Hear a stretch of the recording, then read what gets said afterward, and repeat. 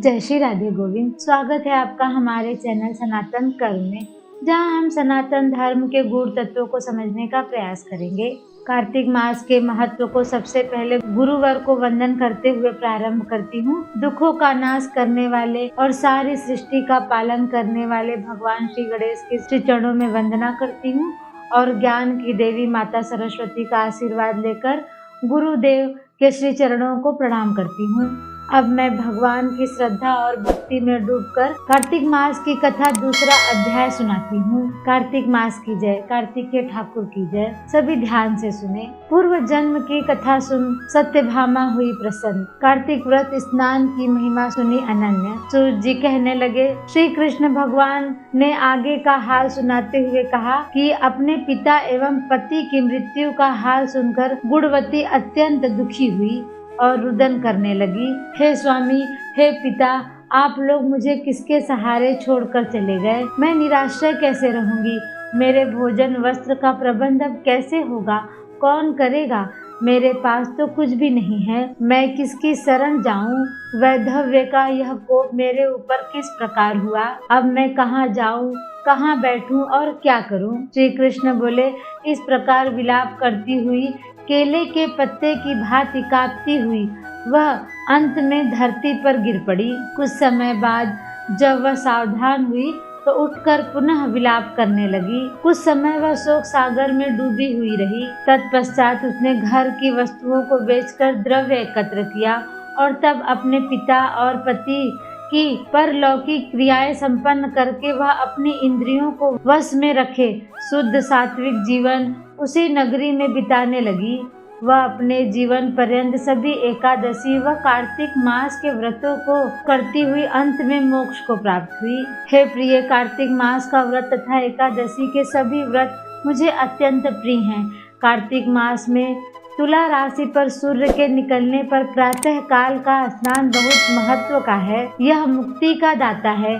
कार्तिक मास में स्नान आदि धार्मिक कार्यों से पुत्रादि संपत्ति प्राप्त होती है। विष्णु भगवान के मंदिर की सफाई, धुलाई, सातिया काढ़ना, विष्णु की सेवा, पूजा, कथा कीर्तन करना सुख संपत्ति तथा ऐश्वर्य प्रदान करता है। यदि मन से कोई व्यक्ति कम से कम 3 दिन भी प्रति वर्ष इन पुण्य कृत्यों को करता हुआ व्रत करे तो उसे जीवन में सुख शांति मिलती है। गुणवती हर वर्ष कार्तिक मास का व्रत वह विष्णु का नित्य पूजन करती रहती। एक समय वृद्धावस्था होने पर, दुर्बल होते हुए और ज्वर से पीड़ित रहने पर भी वह कार्तिक में गंगा स्नान हो गई। वह ज्यों ही पानी में उतरी तो अत्यंत शीत से ठिठुरने लगी।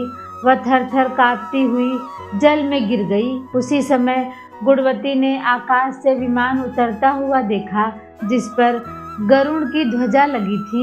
उस विमान में बैठकर वह मेरे समक्ष आई। जब कंसादिक असुरों के संहार के लिए ब्रह्मादिक देवताओं की स्तुति करने पर मैंने इस लोक में अवतरण किया तो मेरे साथ तुम भी आई। यथा समय मेरे गणों ने भी यहाँ दानवों के रूप में जन्म लिया है। हे प्रिय, इस जन्म में देव शर्मा तुम्हारे पिता सत्राजीत हैं तथा तुम्हारा वह पति इस जन्म में अक्रूर जी हैं। हे शुभे, तुम वही गुणवती हो जो जितेंद्रिय रहकर तथा कार्तिक स्नान व्रत के उचित पालन से मुझको प्राप्त करती हो।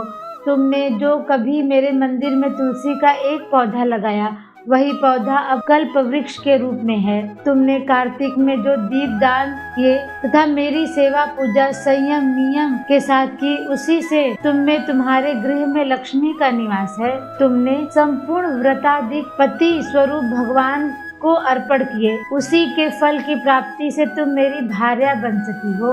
तुम्हें किसी भी कारण मेरा वियोग नहीं मिलेगा। हे प्रिय, यज्ञ, दान, तप आदि करने वाले मनुष्यों को तो कार्तिक मास व्रत स्नान से प्राप्त होने वाले फल का 16वां भाग भी प्राप्त नहीं होता। सूर्य जी कहने लगे, हे ऋषियों, अपने पूर्व जन्म का यह वर्णन सुनकर सत्यभामा जी अत्यंत प्रसन्न हुई और भगवान श्री कृष्ण को नमस्कार करके यूँ कहने लगी। कार्तिक मास अध्याय 2 समाप्त होता है। अगर आपको ये वीडियो अच्छी लगी हो, पसंद आई हो तो लाइक और सब्सक्राइब करना ना भूलें। इस कार्तिक महात्म्य की कथा जो कि पद्म पुराण से ली गई है और लोगों तक पहुंचाने के लिए इस कथा को ज्यादा से ज्यादा शेयर करें, अपनी आध्यात्मिक यात्रा शुरू करें। जय श्री राधे गोविंद। कार्तिक मास की जय, कार्तिक के ठाकुर की जय। मिलते हैं अगले वीडियो में। धन्यवाद।